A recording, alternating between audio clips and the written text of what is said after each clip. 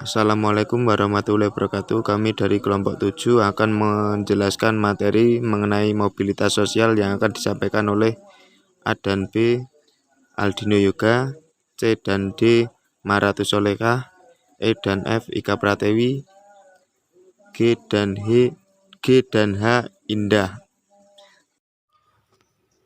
Mobilitas sosial. A. Pengertian mobilitas sosial.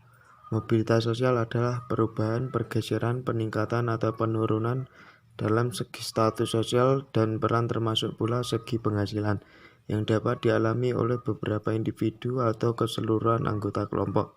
Pada masyarakat yang bersistem sosial terbuka, maka mobilitas sosial warga masyarakat akan mobilitas sosial warga masyarakatnya akan cenderung sangat rendah dan sangat sulit diubah atau bahkan sama sekali tidak ada. B. Faktor-faktor yang mempengaruhi mobilitas sosial. 1. Pendidikan. Dalam beberapa penelitian mobilitas sosial, pendidikan merupakan faktor yang paling banyak dianalisis untuk melihat pengaruhnya terhadap mobilitas sosial. Hal ini sejalan dengan pemikiran bahwa pendidikan memiliki beberapa fungsi bagi anggota masyarakat agar dapat hidup sesuai dengan status dan perannya dalam masyarakat. 2. Kesempatan.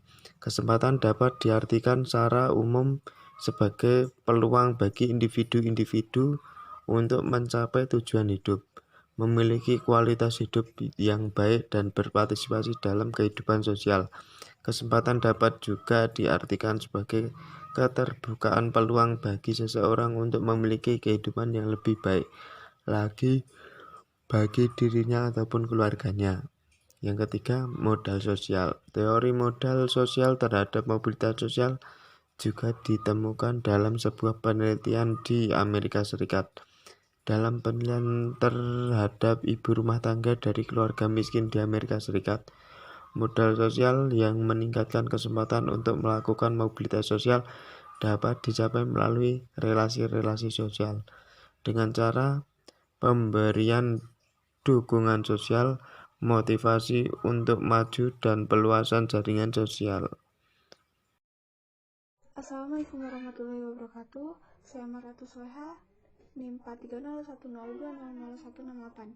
Di sini saya akan melanjutkan materi yang selanjutnya, yaitu mengenai jenis-jenis mobilitas sosial dan saluran-saluran mobilitas sosial. Jenis-jenis mobilitas sosial. Yang pertama yaitu mobilitas sosial horizontal. Dialami oleh seseorang atau sekelompok yang menempati kedudukan sama dan melakukan pindah tempat.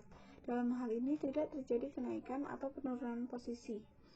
Yang kedua, mobilitas sosial vertikal ke atas. Artinya seseorang tidak hanya berpindah dari kelas sosial rendah ke sosial tinggi, melainkan disertai dengan berbagai konsekuensi dan naiknya kelas sosial yang baru. Yang ketiga, mobilitas sosial vertikal ke bawah. Biasanya terjadi karena yang bersangkutan terkena hukuman maupun gagal karir atau bisnisnya. Mereka yang mengalami mobilitas sosial vertikal ke bawah biasanya mengalami power syndrome. Yang keempat, mobilitas sosial diagonal ke samping atas. Mobilitas ini dialami secara berganda oleh seseorang maupun kelompok orang. Mereka mengalami perpindahan tempat sekaligus mendapat kenaikan status dan jabatan. Yang kelima, mobilitas sosial diagonal ke samping bawah. Mobilitas ini berkebalikan dengan mobilitas sosial diagonal ke samping atas. Mereka mengalami penurunan status sekaligus dipindahkan tempat tugasnya. Selanjutnya, saluran-saluran mobilitas sosial.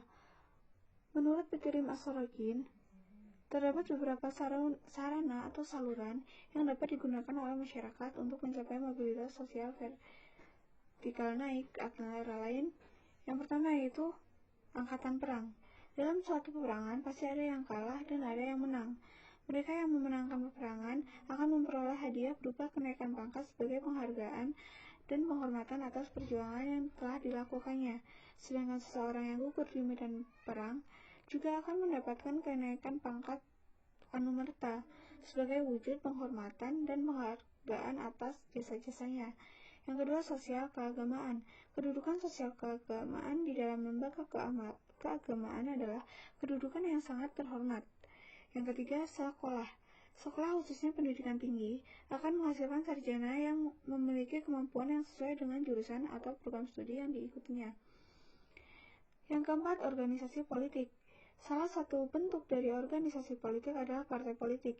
Melalui partai politik, seseorang yang menjadi anggota partai tersebut berusaha agar partainya memenangkan pemilu. Apabila menang, khususnya di pemilihan legislatif, maka pemimpin atau calon legislatif akan menduduki jabatan sebagai anggota DPR tingkat nasional dan DPRD tingkat daerah.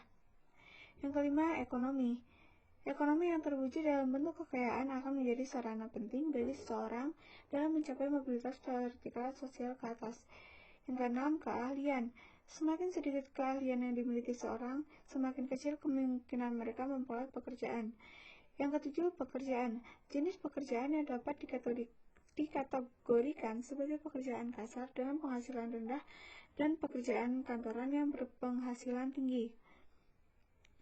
Yang terakhir, perkawinan. Perkawinan tidak hanya bersatunya seorang wanita dengan seorang pria dalam bentuk keluarga, melainkan perkawinan adalah soal sosial yang disetujui dua orang atau lebih untuk membentuk keluarga. Demikian dari saya. Wassalamualaikum warahmatullahi wabarakatuh. Mobilitas individu dan kelompok. Mobilitas sosial dalam masyarakat dapat dilakukan baik oleh orang per orang, secara individual maupun dilakukan oleh kelompok. Kesemua macam dan arahnya dapat berupa vertikal, horizontal, ataupun diagonal. 1. Mobilitas individual. Mobilitas individual adalah mobilitas sosial yang dialami oleh seseorang karena berbagai faktor seperti perbedaan kemampuan, tingkat pendidikan, kebiasaan, pekerjaan, penandaan, kesenangan, ataupun kemujuran yang dialami seseorang. Faktor-faktor tersebut menyebabkan mereka semua secara pribadi mengalami mobilitas sosial. 2. Mobilitas kelompok. Mobilitas kelompok yang bersifat kelompok sama seperti mobilitas sosial individual di atas. Hanya saja mobilitas sosial yang terjadi dialami oleh suatu kelompok atau secara bersama-sama. 3. Mobilitas antar generasi. Mobilitas sosial yang tidak termasuk mobilitas sosial kelompok ataupun mobilitas individual adalah mobilitas antar generasi. Mobilitas antar generasi adalah mobilitas sosial yang diperbandingkan antar generasi. Apakah generasi sebelumnya lebih rendah kelas sosialnya dibandingkan dengan generasi sebelumnya? F. Faktor penentu mobilitas sosial. Faktor penentu mobilitas sosial adalah faktor yang mengakibatkan terjadinya mobilitas sosial di dalam masyarakat. Ada dua faktor, yaitu 1. Faktor struktur.